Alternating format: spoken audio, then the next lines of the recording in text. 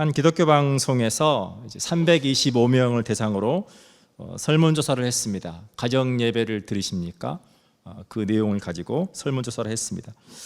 그때 37.8%가 네라고 대답을 했고 62.2%가 아니요 라고 대답을 했습니다. 저는 이 설문조사의 내용을 보면서 제가 놀란 것은 무엇이냐면 62.2%가 아니요라고 대답한 것에 놀란 것이 아니라 37.8%가 네라고 대답한 것에 놀랐어요.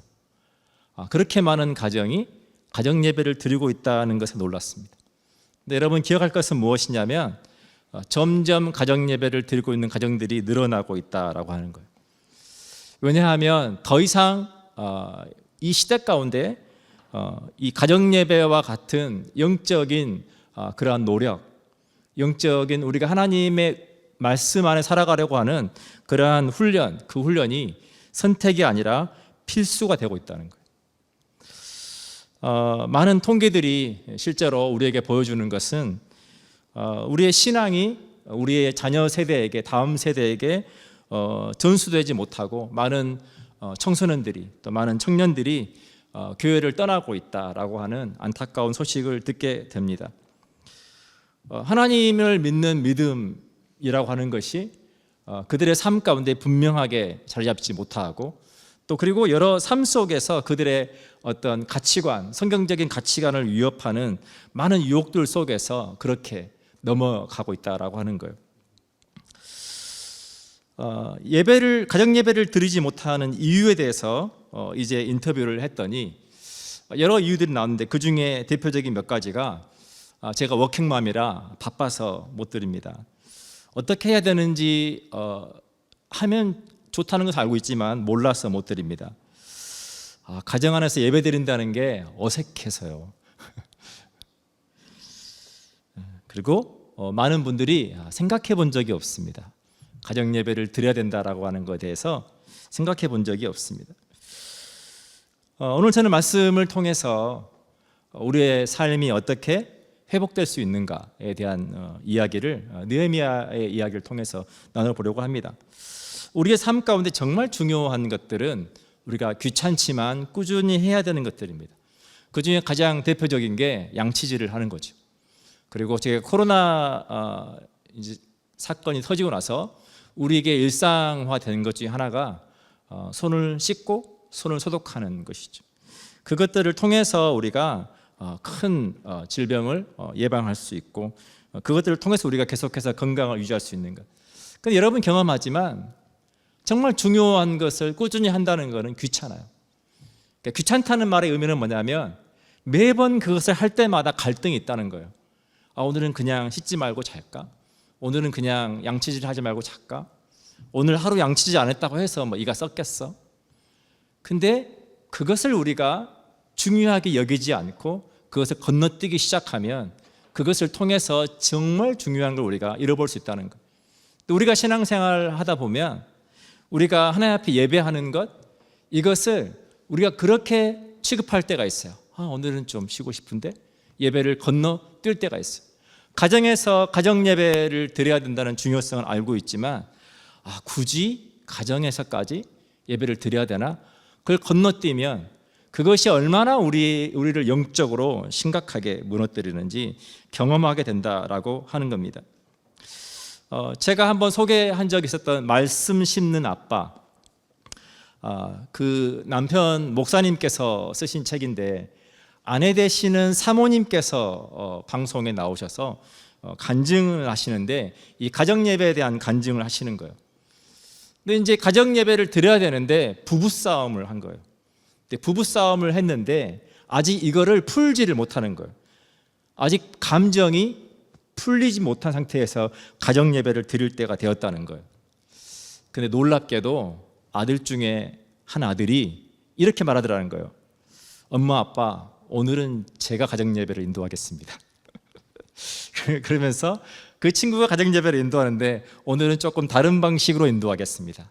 자, 엄마 아빠 일어나셔서 손을 잡으시고 또 다른 가족들도 다 함께 손을 잡고 그러면서 서로 용서하고 서로를 위해서 축복해주고 서로를 위해서 기도해주는 그러한 가정 예배를 그 아들이 인도하더라는 거예요.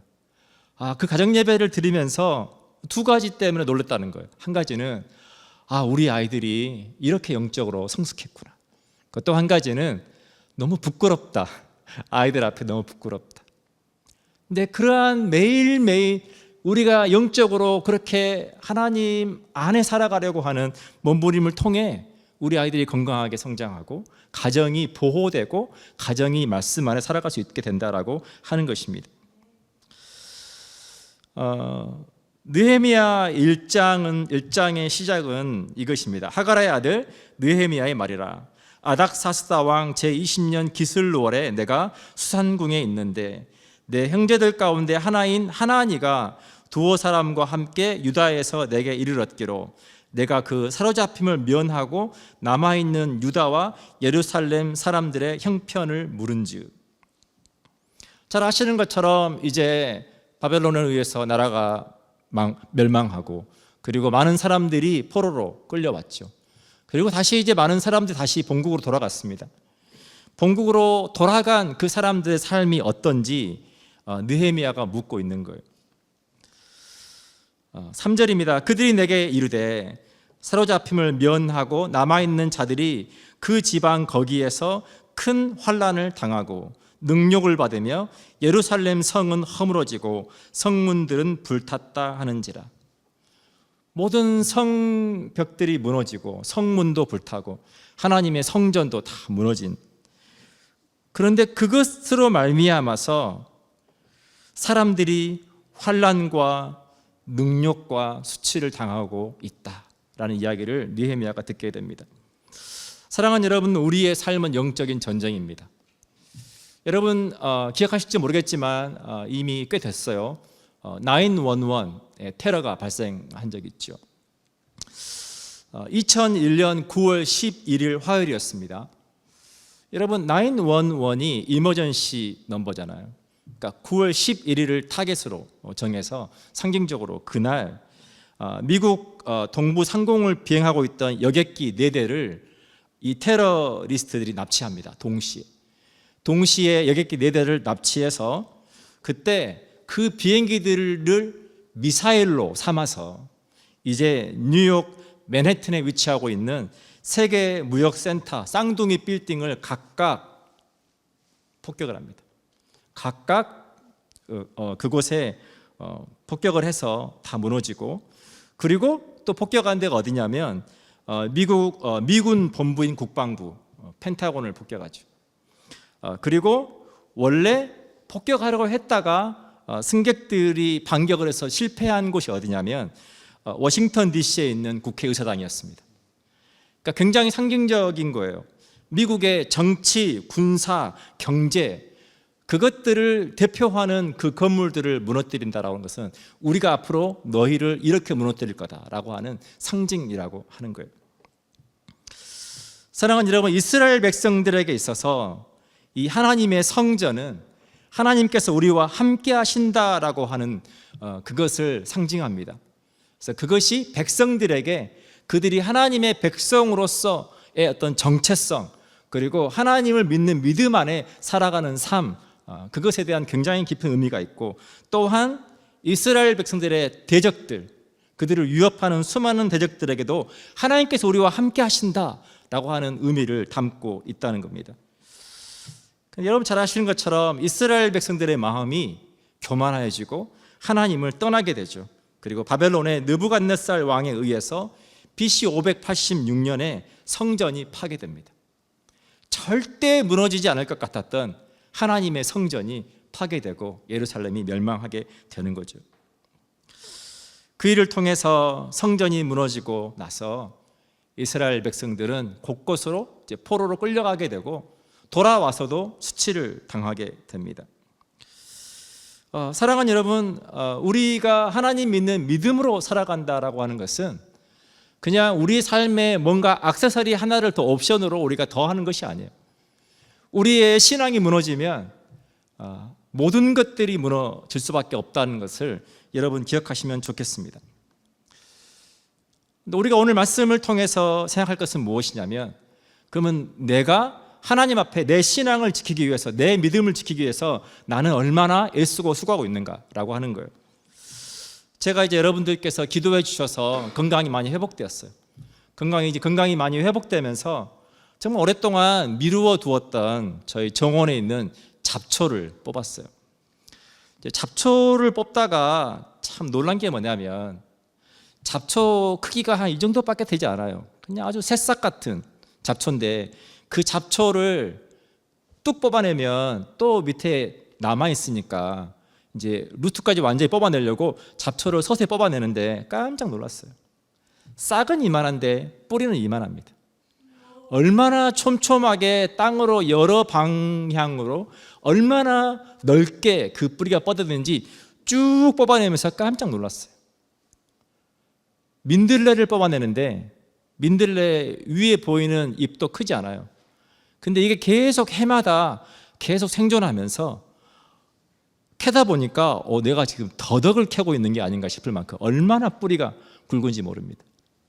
사랑하는 여러분, 해롭지 못한 무해한 해를 끼치는 그러한 잡초들도 생존을 위해서 얼마나 몸부림치며 살아가는지 모릅니다. 우리가 하나님을 믿는 자녀로, 하나님의 자녀로서 우리가 하나님의 믿음 안에 살아가기 위해서 우리 얼마나 몸부림치면서 우리의 신앙을 지키기 위해서 살아가는지. 사랑하는 여러분, 성적으로 타락한 문화와 시대를 우리가 살아갑니다. 마약과 동성애와 각종 범죄 등에 노출된 시대를 살아갑니다. 저는 제가 원주민 선교를 하면서 너무 가까이에서 너무 많이 볼 수 있었어요. 마약이 얼마나 사람의 삶을 무섭게 망가뜨리는지. 여러분, 마약을 하면 사람의 얼굴이 변해갑니다. 얼굴이 점점 산 사람에서 죽은 사람으로 해가 다르게 변해갑니다. 그리고 사람들이 나오지 못해요.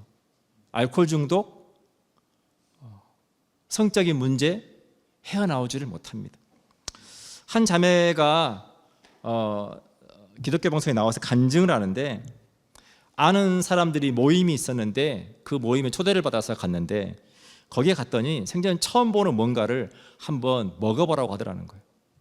그래서 난 싫다고. 대충 눈치로 봐서도 마약 비슷한 거니까 싫다고. 근데 너무 친한 오빠가 한 번만 해보고 이게 아니다, 싫다, 그러면 하지 않아도 돼 라고 했다는 거예요. 그러니까 한 번만 해보고 네가 싫으면 하지 마라 라고 했다는 거예요. 근데 마음 가운데 어느 정도 호기심도 있는 거예요. 이게 뭘까? 라고 하는 호기심이 있는 거예요. 그래서 그냥 그 상황에 밀려서 한 거예요. 근데 마약을 흡입하자마자 그 오빠가 웃으면서 뭐라고 하냐면 이제 너도 끝났다 그러더라는 거예요. 한번 해보고 나서 그 다음은 없다는 거예요. 한번 하고 나면 그것으로부터 헤어나올 수가 없다는 거예요. 그러니까 그 자매가 하는 말이 그거예요. 한번 시작하면 내 힘으로 멈출 수가 없다는 거예요. 근데 사랑하는 여러분, 이 시대에 우리가 특별히 캐나다에서 살면서 얼마나 그것들이 합법화되어 있습니까? 동성애 문제, 마약, 알코올의 문제, 성적인 타락과 여러 가지의 그런 문화 속에 여러분 얼마나 우리의 자녀들, 우리의 가정이 얼마나 여러분 많이 노출되어 있습니까? 로마서 1장 21절부터 32절의 그 내용 속에 제가 세가족 성경 공부할 때마다 이 죄에 대한 부분을 계속해서 강조하는데 제가 앞부분을 좀만 읽어드리겠습니다. 하나님을 알되 하나님을 영화롭게도 아니하며 감사하지도 아니하고 오히려 그 생각이 허망하여지며 미련한 마음이 어두워졌나니 스스로 지혜 있다 하나 어리석게 되어 썩어지지 아니하는 하나님의 영광을 썩어질 사람과 새와 짐승과 기어다니는 동물 모양의 우상으로 바꾸었느니라.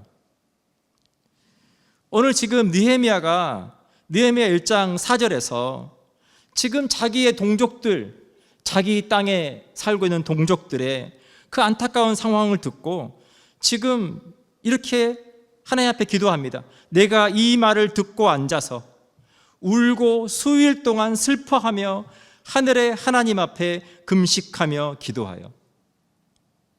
사랑하는 여러분, 느헤미야는 당시의 왕의 술을 맡은 관원장이었어요. 왕의 술 맡은 관원장이었다라고 하는 말의 의미는 뭐냐면 왕이 가장 신뢰하는 사람 중에 한 명이라는 거예요. 당시에는 왕들에 대한 굉장히 암살이나 그런 것들에 많이 노출되어 있었기 때문에, 그러니까 떡 맡은 관원장, 술 맡은 관원장, 그래서 음식과 술, 당시에는 물이 굉장히 좋지 않았기 때문에 수질이 물 대신 그 수분을 공급받는 것으로 술을 자주 마셨어요. 그러니까 늘 이렇게 술을 마시다 보니까 그 술에 누군가가 독을 타면 바로 왕이 죽을 수 있는 거죠. 그러니까 술 맡은 관원은 왕이 가장 신뢰할 수 있는 사람, 그리고 일상의 삶 속에서 굉장히 밀접하게 왕이 그것을 믿고 허용할 수 있는 사람이에요. 근데 여러분, 느헤미야는 이방 사람이었잖아요. 이방 사람이 그 위치까지 올라갔다라고 하는 것은 그의 삶이 성공했다라고 하는 거예요. 성공한 그의 삶 가운데 어쩌면 그로부터 굉장히 멀리 떨어져 있는 자기 나라에서 일한다고 있는 그 일이 남의 일처럼 느낄 수 있어요. 근데 느헤미야는 그 소식을 듣자마자 그가 앉아서 울며 금식하며 기도합니다. 왜입니까? 느헤미야는 아는 거예요. 성전이 무너지면 우리의 모든 삶이 무너진다. 그걸 너무 잘 아는 거예요. 사랑하는 여러분, 우리의 신앙이 무너지면 무엇으로 우리의 삶을 붙들고 무엇으로 우리의 아이들의 삶을 보호받을 수 있겠냐라고 하는 겁니다. 로마서 1장 32절은 이렇게 말합니다. 그들이 이 같은 일을 행하는 자는 사형에 해당한다고 하나님께서 정하심을 알고도 자기들만 행할 뿐 아니라 또한 그러한 일을 행하는 자들을 옳다 하느니라. 그러한 일을 자기들만 행할 뿐 아니라 또한 그 일을 하는 사람들을 옳다 한다라고 하는 거예요. 아이들 안에, 아이들의 영적인 삶 가운데 확실한 하나님에 대한 믿음이 없으면 그러한 유혹 속에서 노라고 말을 못한다는 거예요. 근데 우리가 아이들 하나님 말씀으로 훈련하면 반자동적으로 노라고 말할 수 있다는 거예요. 그 훈련이 어디에서 이루어져야 되냐? 우리가 교회에서 예배하고 교회에서 청소년 모임과 또 우리 주일학교 모임을 통해서 아이들을 말씀 양육하지만 그 훈련이 이루어져야 되는 가장 첫 번째 장소는 가정이라고 하는 거예요. 그래서 저희도 이제 아이들 성장하면서 가정 예배를 드린 지가 오래되었습니다. 이번에 말씀을 준비하면서 다시 가정 예배를 회복해야 되겠다, 그런 생각이 들어서 오늘 함께 영상을 살펴보았습니다. 사랑하는 여러분, 사단은 우리가 영적으로 뿌리를 내리고 있는 공동체를 무너뜨리려고 합니다. 우리 개인의 신앙을 무너뜨리려고 합니다. 우리 개인의 신앙, 나 하나이지만 삼위일체 하나님과의 공동체입니다. 그것들을 무너뜨리려 하고, 그리고 그 개인의 삶을 통해서 하나님 세워주신 가정이라고 하는 공동체, 교회라고 하는 공동체를 사단은 무너뜨리려고 합니다. 여러분 잘 아시는 것처럼 창세기 3장의 에덴 동산에서 사단이 뱀을 통해서 하와를 유혹하죠. 하와를 유혹했을 때 하와가 선악을 알게 하는 나무의 열매를 따먹고 또 아담에게도 주어서 아담도 그것을 따먹습니다. 하나님과 같이 될 수 있다라고 하는 호기심, 유혹 앞에서 노라고 말하지 못하고 하나님께서 정하신 그 룰을 깨뜨리면서, 사랑하는 여러분, 너무나 안타까운 일이 일어납니다. 창세기 3장 9절과 10절을 제가 읽어드립니다. 여호와 하나님이 아담을 부르시며 그에게 이르시되 내가 어디 있느냐? 이르되 내가 동산에서 하나님의 소리를 듣고 내가 벗었으므로 두려워하여 숨었나이다. 하나님께서 아담과 하와를 창조하시고 그들을 복되게 하셔서 그들에게 복을 주시고 하나님께서 그 공동체 안에서 하나님과의 친밀한 관계, 하나님과의 친밀한 사랑을 누리게 하셨는데, 그 죄가 들어오고 나니까, 룰이 깨지고 나니까 여러분 무엇이 생겼습니까? 이제는 하나님의 그 음성이 두렵게 들리는 거예요. 그들 마음 가운데 그들의 연약함과 그들의 허물이 보여서 수치심이 찾아온 거예요. 개인의 삶도 무너지고 공동체도 다 무너지는 것을 보게 됩니다. 그렇게 해서 죄를 말미암아서 무너진 공동체를 예수님께서 이 땅에 오셔서 자기의 몸을 깨뜨리셔서 다시 개인의 하나님과의 관계가, 죄로 말미암아 깨졌던 하나님과의 관계가 회복될 수 있도록 예수님의 피값으로 우리를 의롭다 해주셨고, 그것을 통해서 개인과 가정과 교회가 회복되기를 원하신다라고 하는 거예요. 근데 문제는 무엇이냐면, 하나님께서 우리에게 주신 그 은혜를 우리가 가볍게 여기고 회복으로 신앙을 통해서 무너진 우리의 삶과 가정과 교회를 회복시키는 것이 아니라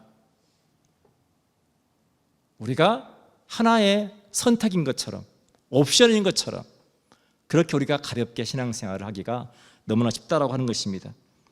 그러한 신앙생활을 통해서 우리가 경험하게 되는 것은 하나님의 영광이 나타나지 못하고 우리의 삶 가운데 하나님께서 함께 동행하시지 못하는, 하나님과 무관한 수치를 경험하는 삶을 살게 된다라고 하는 것입니다. 오늘 본문 11절에서 느헤미야가 하나님 앞에 결단하며 기도합니다.